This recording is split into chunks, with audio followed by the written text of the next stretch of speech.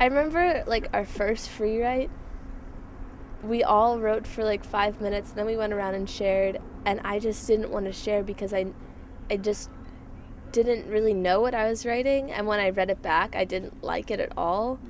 And then I just learned to kind of say what was going on in my head in a sense that I didn't constrict how I was going to write it, because when I thought about how I was going to write it, it wasn't natural. So I kind of had to learn that I didn't want to think about how I wanted to write something, but rather what I wanted to write, and then if it was truthful to me, then the form would be appealing. You read these great books in both contexts, but in high school, it's not just the ideas that are at stake, there's also the grade, so you kind of have to be careful, I guess, with how much honesty you put into your inquiry.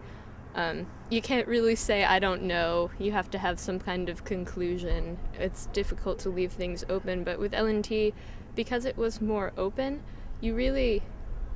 I mean, the seriousness of the subjects is enough. That'll cause you to worry anyway. You don't need a grade on top of it. And I think that being allowed to leave things open to question was extremely freeing and productive.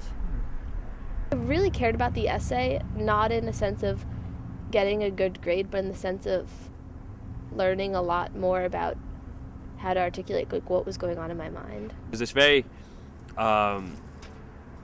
unprecedented merger between the creative and the academic, and how the creative sort of came out of the academic when we were reading things like Kafka or Epicurus, I think we did as well.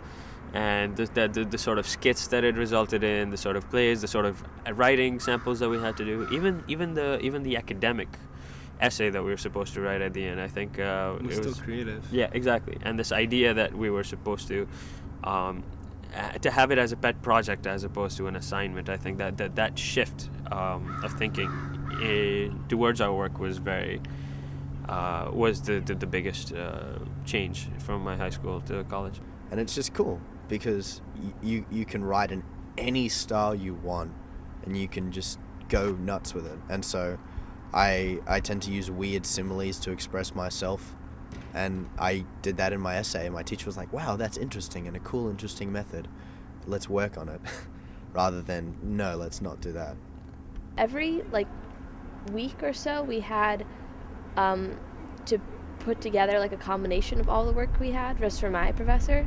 So just seeing my gradual, pieces of work together throughout the 3 weeks definitely made me realize how much I improved my writing.